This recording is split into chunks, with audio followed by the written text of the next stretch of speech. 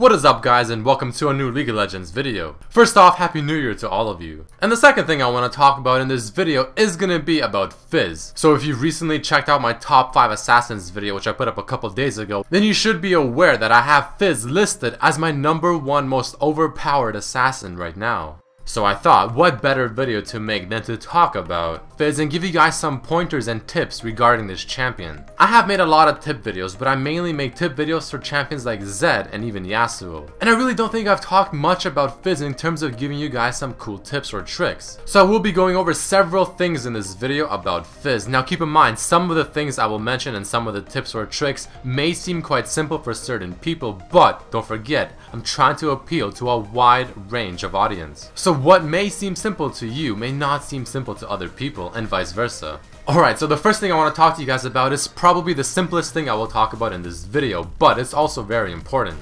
So Fizz's E has 2 ways you can use it. The first one is, of course, you just let it drop by itself, and the second way is to reactivate the E ability, moving a further distance but dealing less AoE. So this is the first thing I want to talk about. Now, unless you're chasing someone down or you're trying to escape, chances are you almost never want to use the second part of your E. The reason for this is because the AoE that you get if you use the second part of the E manually is so small, and chances are you'll barely hit anything. So whether you're trying to push in a wave and get a lot of minions down, or you're trying to go in for the damage, unless you're 100% sure you can pinpoint the E on top of the enemy champion, you almost always want to wait for the E to drop by itself. And the reason is simple: not only are you invulnerable for a longer period of time, but the splash range of the E if you let it drop by itself is just so much larger, and you'll hit so many more things. On top of that, don't forget, if you're letting Fizz drop by himself from the E ability, you can always right click to a certain area and he'll move towards that area as he drops, which is great because it still gives you some control. Alright, so that's the first thing I wanted to talk about. Like I said, pretty simple but also very important.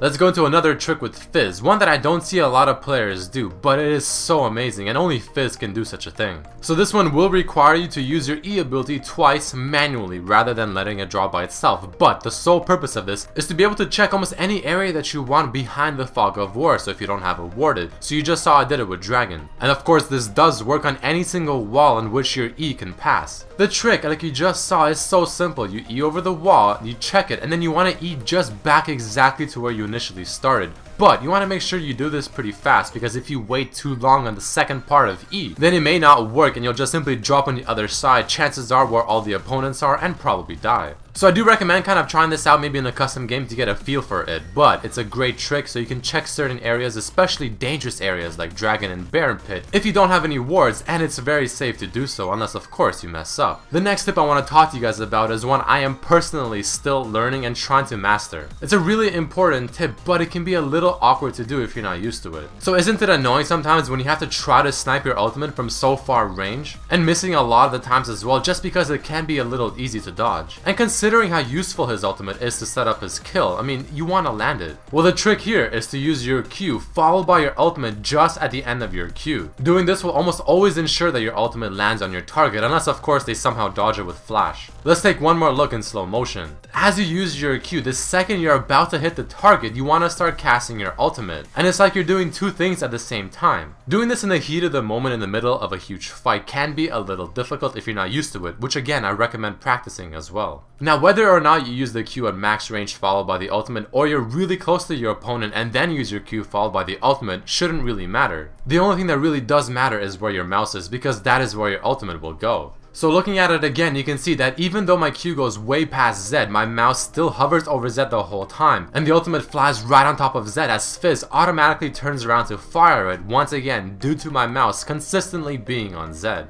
That trick I honestly think is a lot harder than it looks, but it's a very useful one. But that is not it for this video yet. There's still quite a few things I want to talk about. So I'm sure a lot of you are aware that there's a lot of champions that can use their ability and then flash to make the range even longer, or to have some sort of special interaction, for instance using your Vi Q and then flashing mid Q to go right on top of the opponent. Well, Fizz can do the same thing. It's a great way to catch your opponents off guard. For instance, you can use your E pretending like you're CSing, and then just as you're coming down, you spam flash on top of your opponent and you'll go right on top of them. It's a very simple yet also really useful trick. Another cool trick you can do with this E ability in order to sort of catch people off guard is to use Zhonya's while you're up on your pole.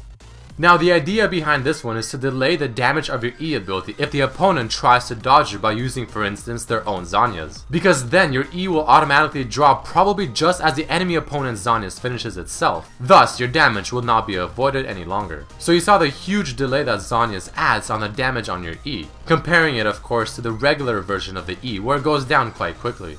Alright, so I talked about quite a few tricks that you can do with his abilities, but let's talk about one more tip, but this one is going to be focusing more on gameplay, rather than just cool things you could do with his abilities. So this tip is extremely important, because Fizz is known to have not the best laning phase, but he does have a small window of a huge power spike around level 2 and level 3. And if you do this properly without messing up completely, you can get a huge advantage in your lane, begin snowballing, and absolutely demolish your opponents. So you're looking at a gameplay right now of myself facing a Syndra, and Syndra is known to be one of the more aggressive mid laners in League of Legends. But the fact that she has a lot of skill shots is where you come into play. Fizz's E is great at dodging skill shots, and you always want to make sure you dodge the skill shot when you're going in for this early aggressive play. This honestly could work at level 1, but I recommend waiting till at least level 2. What you want to do is, you want to go in for a CS as you hit level 2, and as the enemy opponent, in this case the Syndra, throws her Q for the harass, I want to time my E,